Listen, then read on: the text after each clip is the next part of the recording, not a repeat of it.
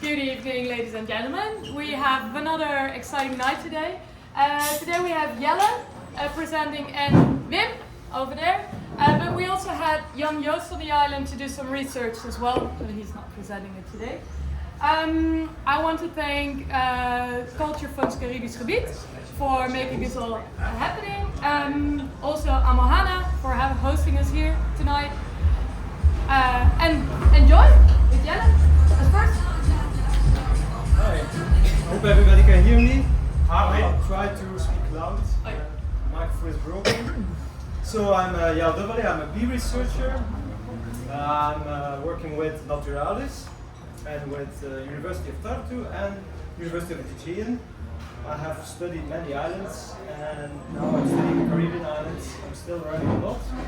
And today I will tell what I learned about the bees on the island, but also other places, and also in the end I'll talk about other pollinators. First, I want to talk about honeybees, because I think everything you know about bees you might have to forget now, because honeybees are really the exception in the bee world. Here you see a honeybee worker. She's going to the hive and she's carrying a pollen pellet. It's like a mixture of pollen and nectar. And they make these balls and then they make a bee bread inside the hive. This is a honeybee too, but you see this one has been a bit unlucky. He actually has not been able to collect anything, but it's covered in these sticky pollen, but that's very good for the plant. So all this pollen can be deposited on another flower and will be available for pollination. So what is so special about honeybees? Well, first of all, their morphology is actually already very special. They have hairy eyes. Maybe it doesn't tell you anything, but it's very unusual. They have these pollen baskets I talked about. It's the only bee that has this pollen basket on the island, but also actually in all of North America too. It's very unusual, and it's having very strange wing venation. And there's much more unusual about honeybees. So the bees come in different sizes, shapes and colors. And in honeybees you have a single queen with thousands of workers. While in most other bees you have at most maybe multiple queens, maybe 1, 2. Or bees are actually solitary. And so it's just one female making a nest. And there are no worker bees. Honeybees also fit in all kinds of flowers. Can be potato flowers,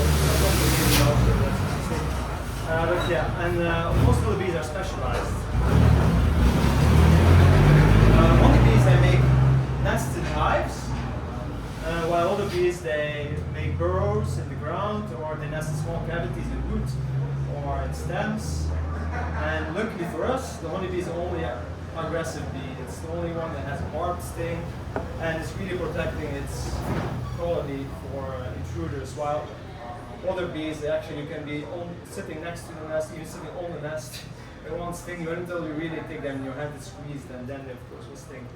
And they have no barbed sting, so the sting is not left into your skin and it doesn't get all this poison. And so honeybees, they collect nectar, but they're regurgitated as honey. While other bees, they just mix it with pollen and they create a mixture of nectar and pollen and in the nest. They don't keep it separately. Honeybees keep like the honey separately, that's why you can harvest it. So most other bees, unfortunately for us, you cannot harvest the honey because it's mixed and it's maybe also not so tasty, I don't know. And then you have honeybees and many other bees, they're not cuckoo bees, but you have also cuckoo bees. These are bees that don't collect pollen at all, but they visit other nests of other species of bees, and they steal, like they lay the egg there like cuckoo birds, and so yeah, very different. So most bees are also much smaller. Like this is the honeybee. So this one, you know this one too. On the island you see a lot. I see a lot of people call it a bumblebee. Also the children at the school call it bumblebee, but this is a carpenter bee. So these are very common and people know, but all the other bees are very discreet and you don't often see them. So and they're very small like this one. So a bit more about bee diversity. Just a few numbers. So on Seba we have found now about maybe 20, no not 20 yet, but I think we will find 20 species. I think now we have 17 or 18. And they belong to 3 or 4 families. You see the names there, that's important. So this is a very small part of the world bee fauna because there are a double amount of species compared to birds. So there's 20,000 species of bees and you have only 10,000 bird species in the world, so it's a lot. There, and here you have a map, and you see the diversity. The darkest areas are the most diverse areas. It's more than 1,000 species. You have sometimes on areas of just 100 by 100 kilometers you can find up to 1,000 species or more. So it's the deserts here and California, mostly the Mediterranean zone, and here also. You see here the Amazon, they don't like humid places, and in the Caribbean it's a bit, yeah, if you have large land masses like Cuba, then you have more species, otherwise there are also quite a few. So in North America there are 4,000 species, in South America 5,000, and we have 60 families. So the carpet bee is the one, besides one bit most people probably have encountered. It's a quite interesting bee, so I have also, so as an ecologist, I'm recording also all the visitations. The first picture I showed on my starting slide, so we are recording plant pollinator interactions. So I have been doing this on the island and found all these visiting all these plants. What's especially interesting is that honeybees are not able to pollinate tomatoes or like eggplants. And when we visited the garden here, the vegetable garden, we saw, for example, that the Xerocopa was the most important pollinator of the eggplants. It's very good at bus pollination, while other bees are not able to do that. So that's. What's also interesting is that a lot of the exotic species on the island, like this creeping foxglove, which you can see here, but also the yellow trumpet bush. I hope these are also the names that are used here, many plant names. The bees are actually not visiting the flower, but they make holes in the base of the flower and they are stealing the nectar, so they are nectar robbing. And that's why I'm doing this systematically, like all the flowers they visit with these 2 species. They were just robbing the nectar. So, yeah, it's especially the bus pollination is very interesting. So it's important for pollinating tomatoes and eggplants and these kind of plants. So here another picture to see what I see through the microscope. You see here like a bit more magnified, quite characteristic, these violet wings, very dark, very hairy thorax. So the next bee is the digger bees, or hairy-footed bee. In the UK they call it hairy-footed bees because the males have very long hairs on the legs. Again, just like the Xerocopa, it likes to visit some of the surrounding, the smaller species. So again, it can do bus pollination, which honeybees are not able to do. And then there are a few other species that it visits. We don't know yet if this is an endemic species, maybe it is, but it's very range restricted to Seba, St. Eustatius, and St. Martin, maybe only these 3 islands.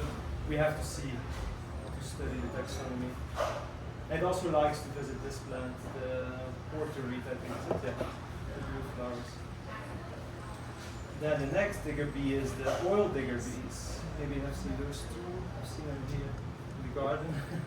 So on the porter reed, they like to visit porter reed. But they are very special, especially, I think in late summer you have this bush, it's called locust berry. I don't know if you know exactly. It has oil flowers and it's the only bee that can collect oils. And all the bees interested in these flowers because there's nothing to get there. But so these are the only bees that pollinate them. They have these very long hairs, collect all the pollen. So but they also visit a lot of other species and they're quite common all around. This is a male. Males have often this yellow face. It's very nice. Then we have the mini digger bee. So These are sorry, the oil digger bee, what's it doing with the oil?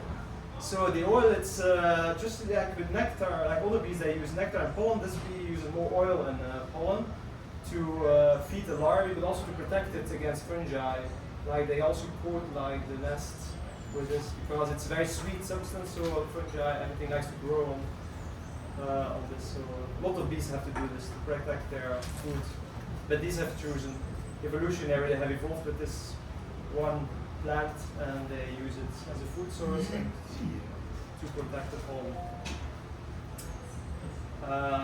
The mini digger bees, they look a bit like the earlier digger bee that we saw, but they're very small and they are very specialized, it seems, on the snout beans and the Caribbean stylo, both native species. I've seen them also. They have also long hairs, and you can see them sometimes fully loaded with pollen of these small fabaceae. These are, we found them a lot in some places, more lower in elevation, coastal areas. This is the wall bee. This is the first species I'll talk about that it's not native. This is a species actually from Southeast Asia, but has been here for almost more than 200 years. We don't know for sure because we were studying them then, but probably 150, 200 years it could be here already. And interesting is that they also visit all the plants from that area that you have planted in your gardens, and they will prefer this pigeon pea, which is also from India and Southeast Asia. And here along the coast you can find this devil bean a lot, which is also originates from the same area as this bee comes from, so from Southeast Asia, India. So it's very specialized on these fabaceae. You can see it has this pollen. They collect. That's also interesting that it collects the pollen on the belly, so it's quite unusual. And it's perfectly adapted to visit those flowers to collect the pollen. So this is the other species, the devil bean. Yeah. So this is again the distribution map. So that's the new distribution. Let's say after it was introduced probably by ship many years ago. It's expanded and now it's only in Florida. But originally it comes from India, Southeast Asia, and also these plants you see they have the same range. So it's interesting to see these parallels. So here's some photos again to show what I see through the microscope. So this was a female. They have very strong mandibles to build a nest, and the males don't have this. They are quite different. There's often a lot of difference between males and females. So this is similar to the wall bee. This is a leaf cutter bees. Here you can even see better than the brush on the belly to collect the pollen. Likes to visit Asteraceae. This is the daisy family. But also it flies on peas. So peas and beans. Again, it's an exotic species. It's from Africa, and it's well known from the islands here on the coast, and now it's expanded its range also in the Caribbean. But it's a complex of species, and we're actually starting to understand the actual species concept and complicated story of the species. There's another leaf cutter bee. This is a native one who likes the daisies, especially the creeping oxeye. And you can see it here again, the hairs to collect the pollen on the belly.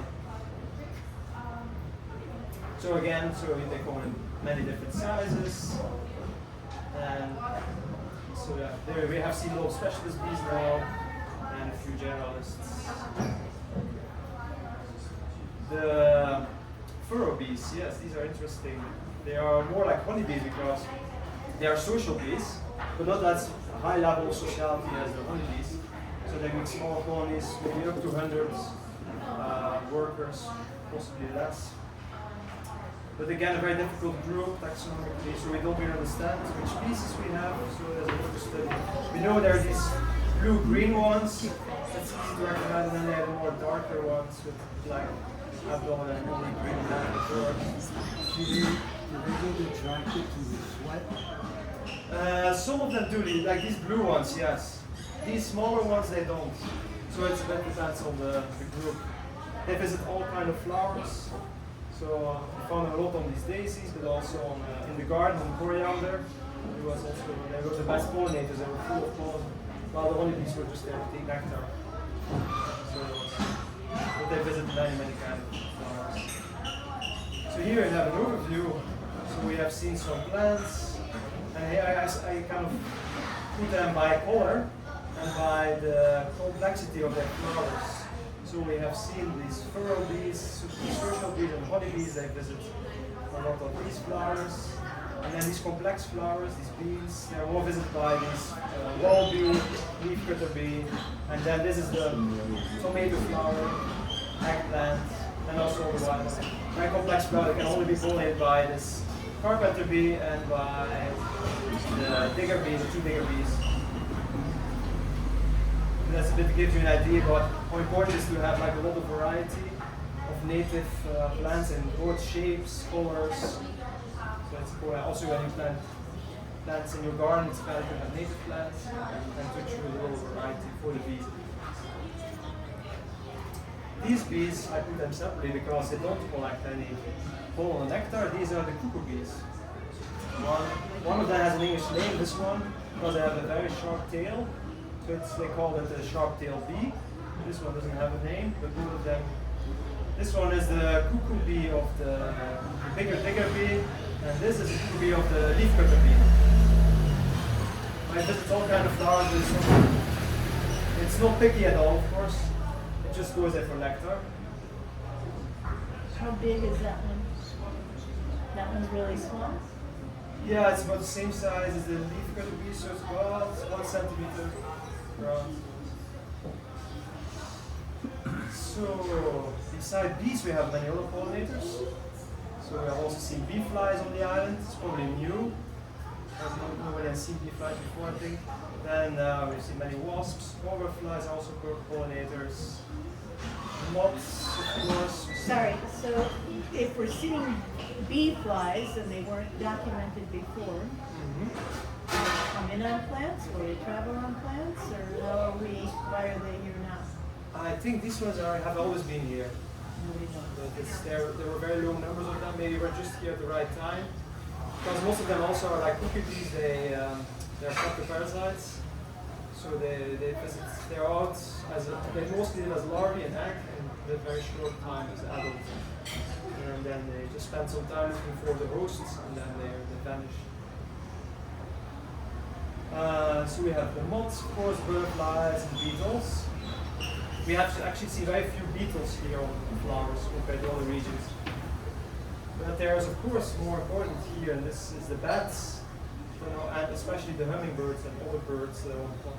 I noticed that this plant, the heliconia flowers, I was in the forest yesterday and the day before, and I saw all the hummingbirds, especially the purple-throated carrier, visiting only this plant. So they have a special, and I found a paper actually describing this relationship, so they're a very special relationship between those. And actually the banana quid is also a good pollinator they found recently for, I think, bromelia flowers, possibly some other flowers too. So they are still studying this. And this is it. Pollinators, I think I've covered. Thank you. Question? Yeah. The carpenter bee, Yeah. I came in a little bit later, but do they bore holes in wood? Yes. In furniture, wood? In North America they do. It really depends on the species. Because many prefer to nest just in hollow stems. I think the one that you have here is just one that's used for hollow cavities. Maybe makes them a bit clean, makes it a bit tidier. But it's not really a digger in woods. There's this, in North America I know they have a problem with this. Like in Europe we don't have any problems. Like Italy, Spain, Greece, Spain, we have many species and nobody has ever seen any damage or any. In Thailand they dig through teak wood, everything. So it really depends on the region and the species. So what's your research? So you're here on Seva right now. So what is it that you're doing? I'm studying bees, but I've been studying the Greek islands. So I studied the networks, pollinator networks, but also worked on, you could say broadly, land management, the effect of land management on bee populations, like say how they are affected by nature restoration, but also by the nature-friendly farm practices. Many kind of land management. For our audience that this is their first presentation, can you explain what the whole Critter Quest team is doing over these weeks between January and March? What are the other ones doing? No, that the broad things that you're establishing the database for biodiversity. Yeah. So I was so I can back. See it. This one. That's such an important bit, but yeah. So we basically we're studying those 20 species and those 3 more families that we found here, and I try to record so as much as I can the interactions, try to understand what they do. Like I found all this about the bus pollination, the nectar roaming, was not recorded before. Trying to understand what kind of relationship there is between the species that you have here and other people that are looking at other groups, but I don't know in detail. Just for our audience who hasn't been here, we've had a series of scientists from January that will go through March who are all studying. They're not all insects, but basically different critters, a lot of them in the insect family, in order to establish the baseline of these insects and other critters, so that in the broader picture of what is, say, the biodiversity, you cannot understand the full biodiversity and what we're losing unless you start with the insects. Is that correct way of saying? Yes. That's what I'm trying to.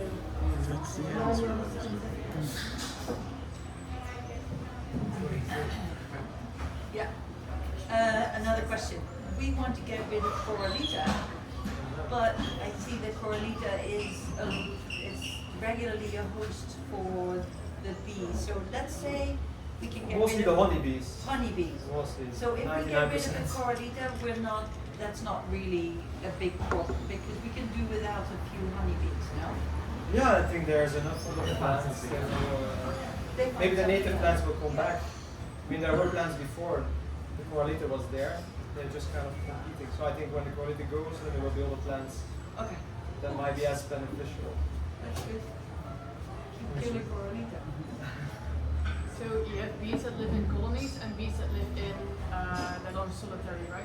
Yes. The bees that live in colonies, they have like this genetic relationship with their, like the queen bee and the children and the larvae. How does that work with bees that are living solitary? Is there a genetic setup that has to do Yeah, these are very good dispersers. So there's a lot of gene flow going on. There are even this it's difficult to say that all the bees are so well related to each other that they're not genetically structured. There's no difference even 100 kilometer that way or that. Even among islands sometimes they're genetically very similar.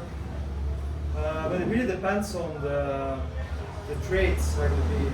If it looks very short, it's very specialized, it's likely to be very genetically diverse, like the population.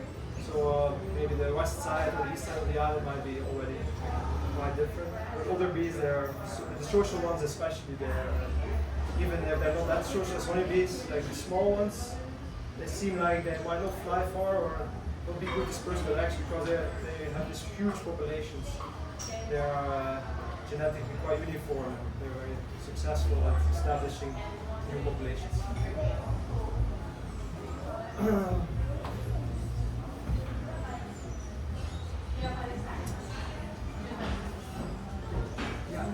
Are there any commercial honey growers ever here or now where they have domesticated hives? Here on the island? Yeah. I have actually asked about the honeybees. I don't know the situation here on the island about for the hives, how this is managed.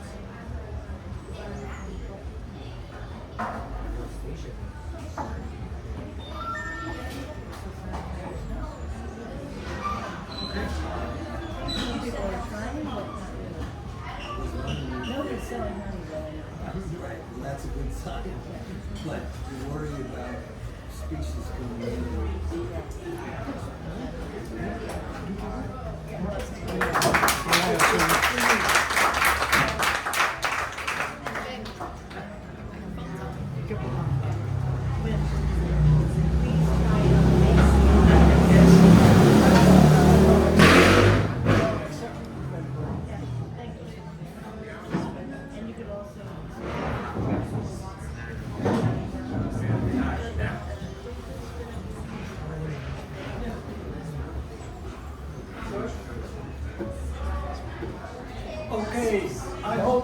understand me very well at the back side of the room. Okay, I'm Klein. I'm a specialist in wasps, and I'm busy with wasps for about 70 years. I started as a small kid, seeing those strange creatures called insects, and it fascinated me too much, let's say it that way. And my parents say, that's good. So they promote it. So you go on with insects, and then you realize slowly that there are too many insects on the world, too many different species. So you have to select. And that was wasps. So I'm all the years busy with wasps. And I think my mission here is to tell you that the wasps are our best but misunderstood friends. So I hope I will succeed today. And tonight you will, I try. You will love wasps because they're very important for us. I show you. I hope this works. No. I have to do it by hand. You all like the supermarket like this. That's the way it should be. No. And that's the way it is. But what makes this happen? That's pollination. Jelle told about it. With pollination, you will get this. Without pollination, you get this. You will miss all your favorite fruits, vegetables, and other things. So life will be boring than possible. Maybe it's not possible more without pollination. What? The right expert is the right one. This one. Yes. Yes, okay. I have a look. Yes. So pollinators are okay. You understand? You love honeybees. You love your honey on your bread or candies and things like that. But what about wasps? Yeah? Those terrible nasty things that spoil your terrace, that spoil the moment you drink your beer or having a candy. Yeah? That's okay. But forget about that. But first, wasp on Seba. Are there any wasps at Seba? Did you ever see a wasp at Seba? Yeah. Huh? You felt wasps, that's good. And how many species you think there are wasps on Seba? 5. 3? Some more? Okay. One of the things we have to do as scientists now is to find out which wasps are living here on Seba. And I show you some of them. And I show you only the wasps that can sting. There are many wasps that can't sting. They don't have a sting at all. Yeah? But those dangerous ones, I show you. This one, it's called Styxia. It's a sand wasp. It lives on the beach where sand is. You see them, they are rather large, 2.5 centimeters, 1 inch. Yeah? And they're flying as crazy boys. Yeah? Many of them. Then you got this one. Ever seen on the island?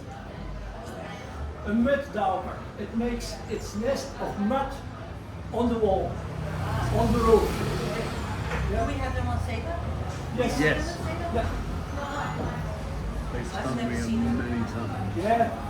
But most of you haven't seen any wasp, only those jackets. Yeah, those terrible things. But there are many more like this. Yeah. Sorry, can I just ask you, do they have little spiders in what do they do the spider They thing? hunt for spiders. And do they put them in their nests? Yes, exactly.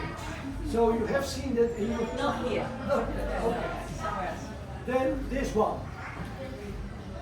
That's the smaller sister or brother of that one. That also a sand wasp,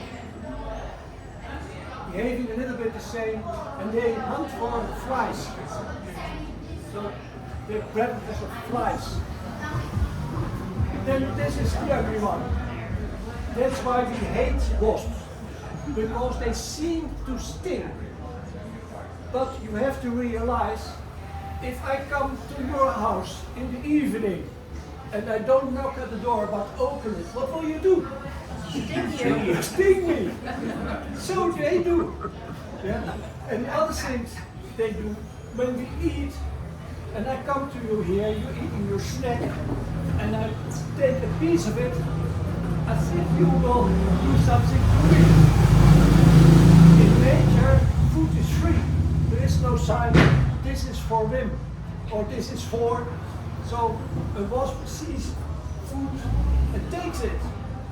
And we are so jealous, we are so self-oriented that we do this. And then they sting. So it's our behavior that lets them sting and make them our enemies. So if we change our behavior towards the wasp, they will be our friends because of many good reasons, and I will show you. Then this is a very large, big one. It's about this size. It's on locusts and grasshoppers. We have found just 2 on this island, so it's really rare animal. How big is it? This size. It's a sphex. Then I don't expect you notice. You notice it even this one. This is small wasp, about 8 millimeters, just running around all leaves, so you won't see it. It's catching crickets. There's another one, also very black and running between leaves, so you won't notice it, but it's different. This is a large one. It's red. You see it on the trails. Yeah, it's collecting. As far as I know, grasshopper as well. And this is the last one. It's also a grasshopper hunter. You won't see this because it's small, just between the leaves, somewhere on the ground. So this is an impression of the variety of wasps you have on Seba.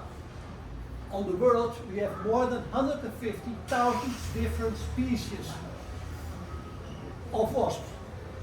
And then it's true that every insect has a wasp as predator, then there will be about 1 million of different wasps on the world. Not in numbers, but different species. So it's a very large group of insects, very important. But why?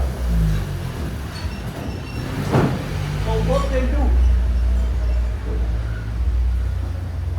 The first wasps in evolution, about 200 million years ago, they were vegetarians. Quiet animals, no danger at all. And they look like this. We didn't find them at Seba up till now. Sawflies is the English name for them, because their larvae look like caterpillars. They eat leaves, so they can be a pest for farmers. So these are the first group and the oldest group of wasps. But wasps are smart animals. So once they understood that animal protein is better than vegetable protein, some wasps changed from vegetables, leaves, stems, to eating, collecting other insects. Yeah. And their soul, wait a moment back, I hope it works. No. Here, the sawfly has a saw, and with the saw it makes a hole in a leaf and put an egg over there. But you can use the saw also to make a hole in another insect and to put an egg over there. You understand? They're smart wasps, remind you. So, then you got the Darwin wasp, the Echinarmos, parasites wasp. And they have a long ovipositor. So the saw changed an ovipositor. And with this ovipositor, they can lay an egg in a special other insect. That's very funny to do, not funny, but it's very smart to do. They don't have a fridge, and you want fresh food for your kids. So you put an egg live, the live insects, on a place that's not harmful. Then the egg hatch, the larvae eats the other insects from inside, yeah, and then when it's grown, you have a new wasp. But this is not the end of the story. This ovipositor is a long thing, it's not so handsome. So in the evolution is the next step, a sting. And this is sting you can paralyze other insects. That's also handy because you can, when it's paralyzed, you can take it with you, bring it to your home, make a lot of those insects, put your egg on it, and your larvae can feed without being squashed by another insect. So you got, oh wait, I forget, this one is here, it's 8 millimeters. So then you got real wasps and bees. Bees are funny things. They are wasps that turn back to the vegetarian way of life. They're crazy, but they did. So this is, are there Americans over here? They know this wasp. It's a hornet.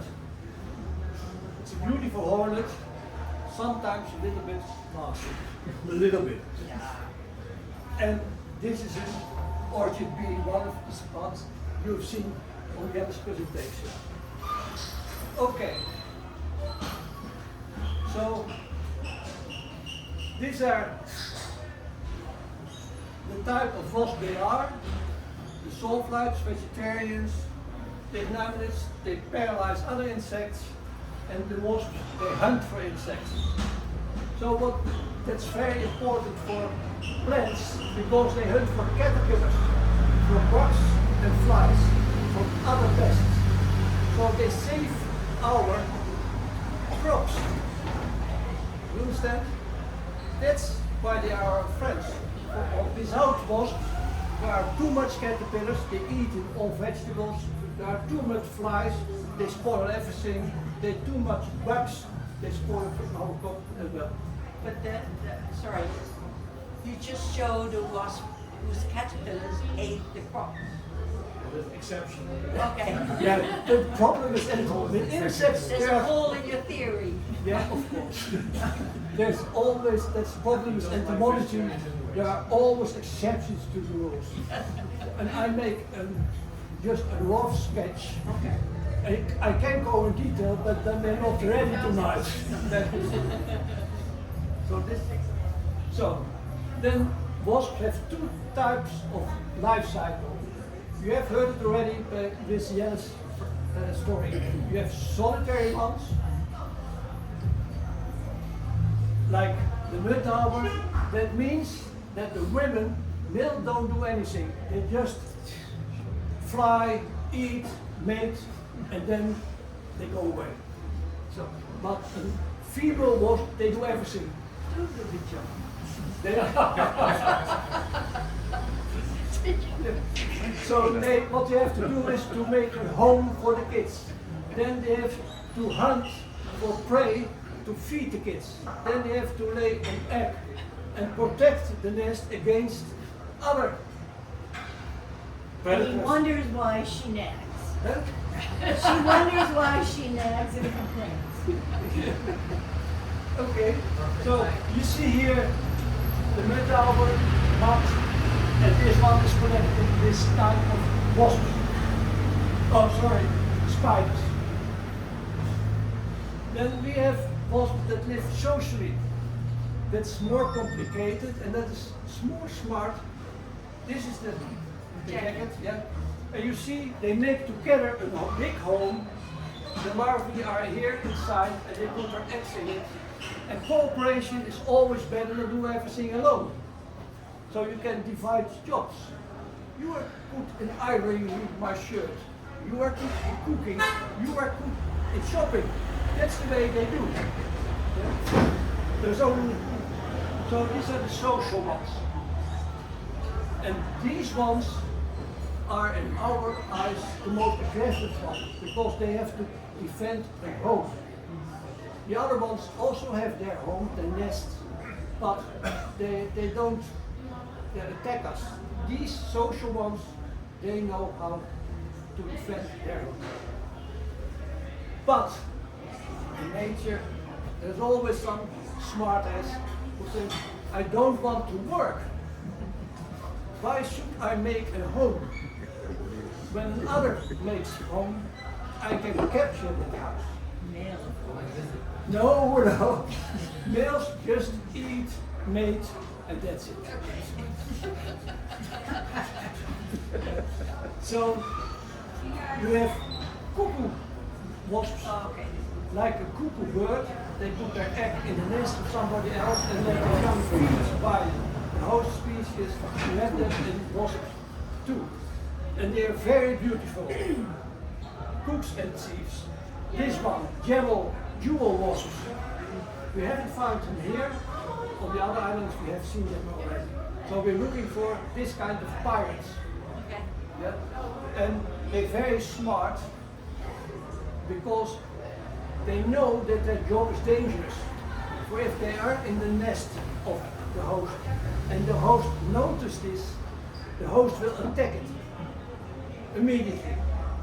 And that's why those guys have a skin that's very, very thick. With a lot of holes. You see that? And that's to defend it against the sting of the wasp. And it can roll up, so the wasp, the host wasp can't bite. So it's very smart.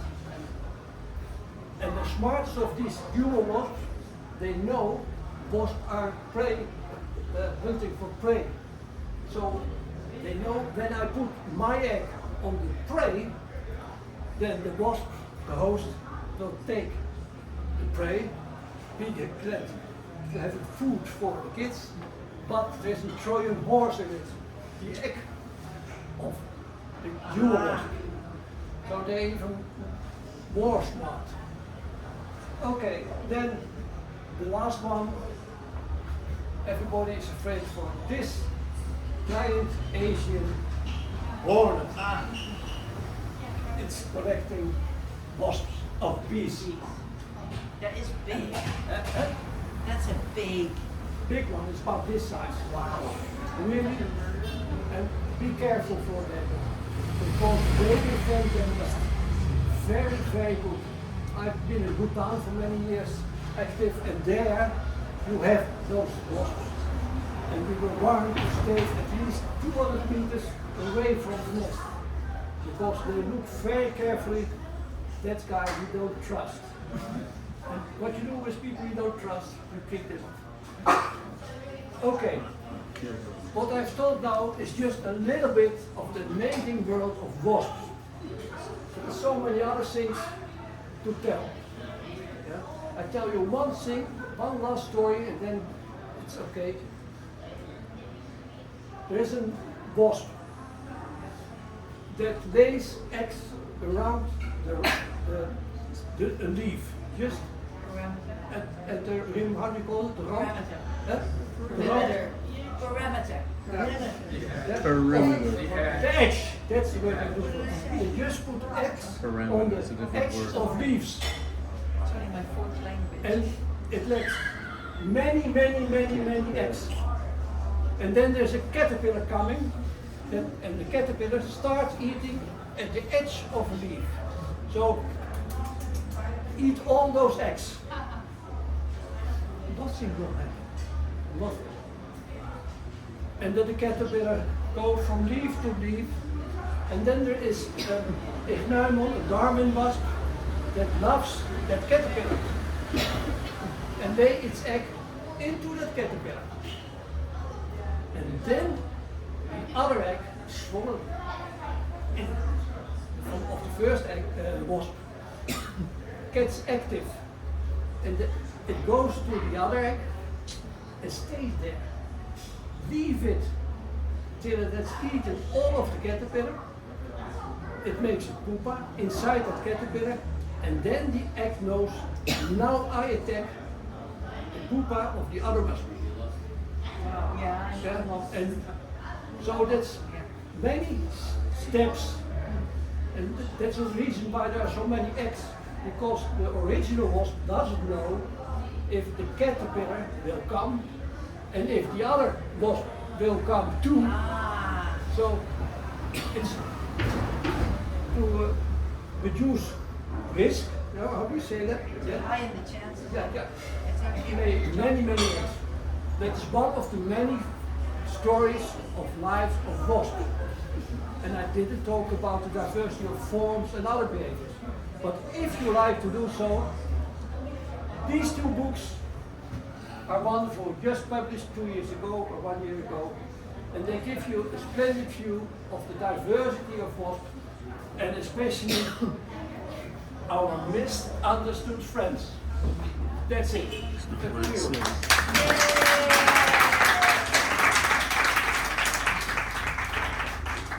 Who loves wasps now? I love wasps. Okay, so, fine. So how do you suggest we negotiate with the wasp over our doorway to make sure they don't sting us? Just to walk a little bit around. Yeah.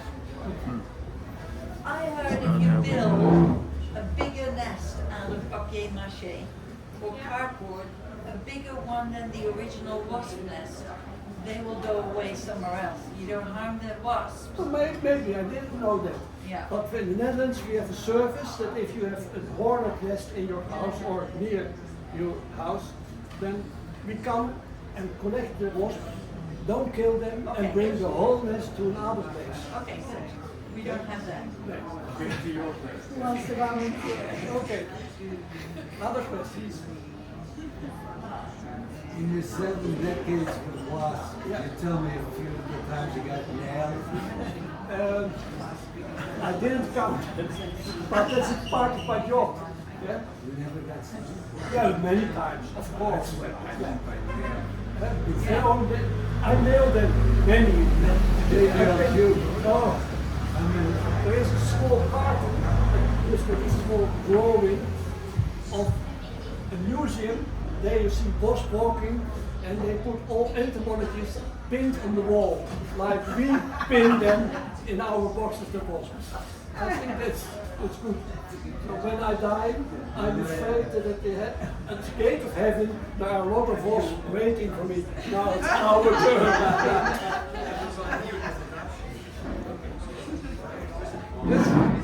How do you know you're going to heaven? Excuse me? How do you know you're going to heaven? I don't know. You don't know. I hope so. maybe, not. maybe there's some very bad devil wasps Yeah. waiting for In you. Bhutan, they said to me, you will reincarnate as dog. That's the lowest animal there is, because you killed so many insects. Exactly. Huh? No, dog in the Buddhist, in the in Bhutan, in the him, that's a Buddhist country. A dog is the most. But they are incorrect. They are incorrect. That? They are incorrect. They're Dog incorrect. is wonderful. Yeah, in our opinion. Okay. So that's Thank it. you. Very interesting. Thank you.